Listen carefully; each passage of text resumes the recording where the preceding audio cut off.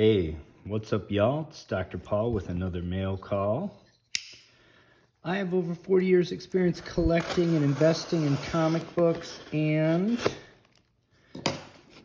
the channel is where I share my experience and my passion for collecting, investing, and conservation with you. Today, I have a comic book that we're unwrapping that is not a high dollar item, but is something that I'm super excited about. You're gonna get to see me play fanboy a little bit.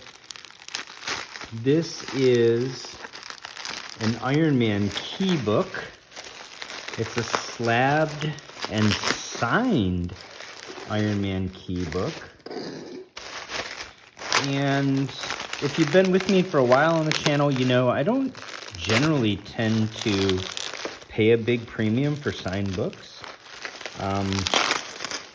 But I do, for certain creators, really enjoy them. They're mostly creators that I'm a big fan of, which makes sense. I try to buy them where I'm more or less getting the book at market price and the signature's free. So that's my general philosophy on it. If you are a big collector of signatures, that's great. There's plenty of room in the hobby for everybody to have their own thing. And I'm certainly not saying that your thing is less important than mine, just that it's not my thing. So, I'm getting tired of this already. I'm about to just Hulk out on it. Very carefully packaged. I do appreciate that. This is an eBay auction purchase that I won. And the seller obviously knows what they're doing here. And they've also helped me create a lot of suspense. Maybe you've already left the video because you didn't really come on board to watch me unbox this, but if you're still here, I want to thank you sincerely. I want to thank everybody that's watching. Especially want to thank the folks that take the time to like and subscribe and comment on my videos. Your efforts are very much appreciated. Got a nice little note. Hello and thank you for your eBay purchase. When you can, please leave feedback so I know you received your item and that you are pleased.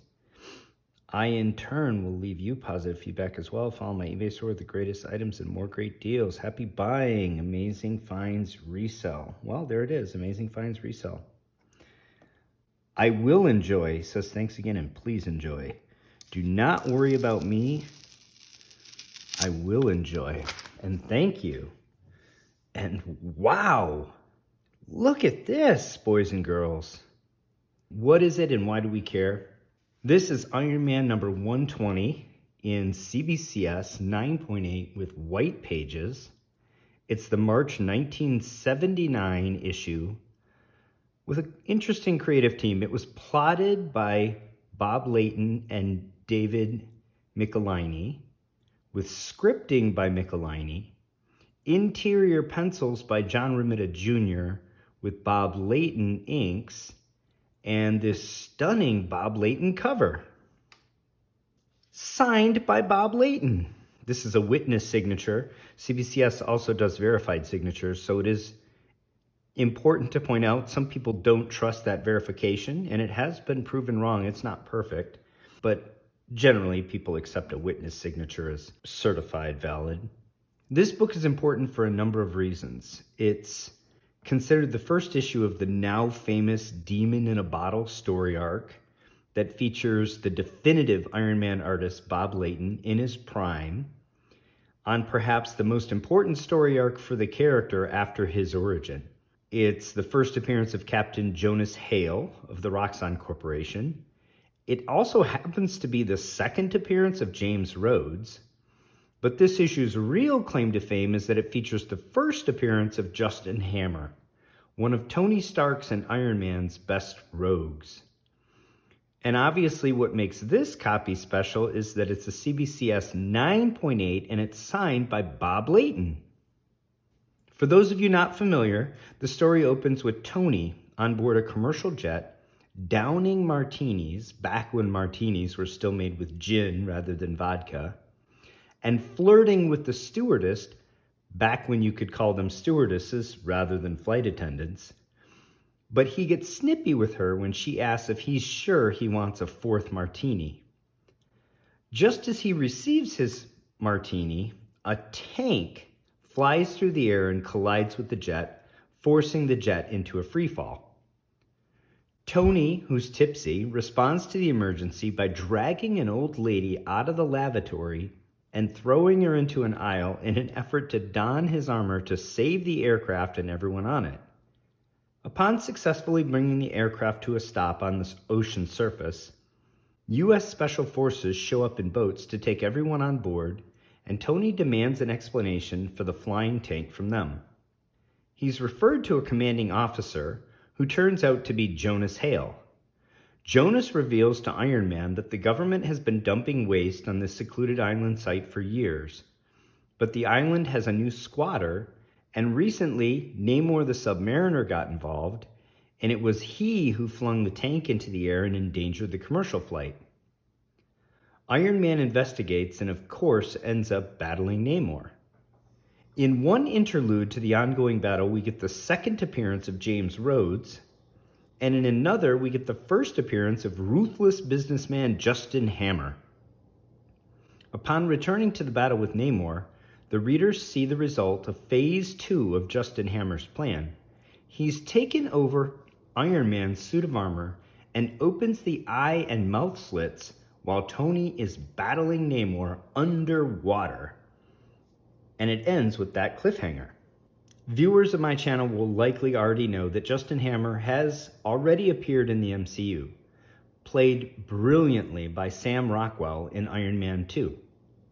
He reprised his role in the lesser-known Marvel one-shot All Hail the King, which is available on Disney Plus for viewing, in a post-credits scene letting us know his fate after his arrest in Iron Man 2. However, Armor Wars, originally planned as a Disney Plus show, is now being developed for the big screen. The only thing we know for sure is that it stars Don Cheadle as James Rhodes, but there have been multiple comic book storylines called Armor Wars.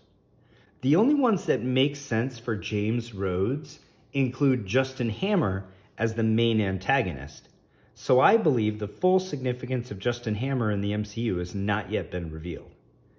Kevin Feige has been quiet other than to respond to a question about the return of Justin Hammer by indicating it is possible and it would be great to see a return to the character.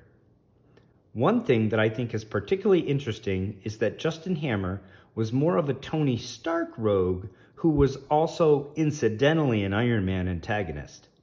With Tony no longer in the MCU, how could that dynamic play out in Armor Wars? It could be very interesting. There are 342 universal copies of Iron Man number 120 in the CGC Census, with a median grade of 9.6 and only 30 Signature Series copies in the Census with a median grade of 9.4. A CGC 9.8 has a fair market value of $350 plus shipping and taxes, with a 12-month trailing average of $401 and an all-time high of $841. I paid $275 plus shipping and taxes for this gorgeous CBCS 9.8 signed by Bob Layton. I've discussed before that although the market sometimes places a premium on CGC slabs over CBCS, my belief is that grading standards are comparable at the two companies, and for my personal collection I make no distinction and happily take the occasional discount I get for purchasing a CBCS slab. That said, I purchased this signed copy by the definitive Iron Man creator and artist, Bob Layton, at a 31% discount to the trailing 12-month average of an unsigned copy and a whopping 67% discount to the all-time high for an unsigned copy in 9.8. I'm not a huge signature collector, as I mentioned, but I think Bob Layton was the definitive Iron Man artist and was so pivotal in creating the Iron Man that we know today, both through his plotting and his artistry. So I am thrilled to add this copy to my personal collection. With Armor Wars providing a potential catalyst, I think we can see Justin Hammer books retest all-time highs and potentially set new highs.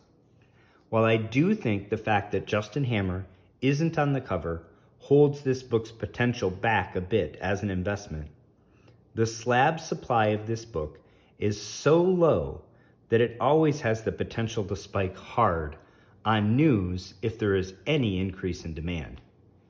It takes time for sellers to dig the book out of long boxes, have it cleaned and pressed and sent off to CGC or CBCS, get it back and list it for sale. And buyers with fear of missing out often run the book up before that process can occur and supply can rise to meet demand. Add in the relative scarcity of this book in a signature series and you'll see why I was so keen to make sure I had a copy of this in my personal collection prior to any more Armor Wars news breaking.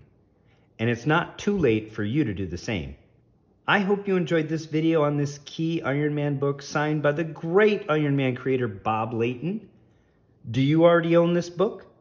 Interested in acquiring it before speculators can run it up or before we get more info on the upcoming Armor Wars movie?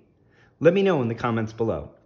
If you enjoyed this video, please take a minute to hit the button to like and subscribe to the channel. And until next time, happy hunting and take care of one another.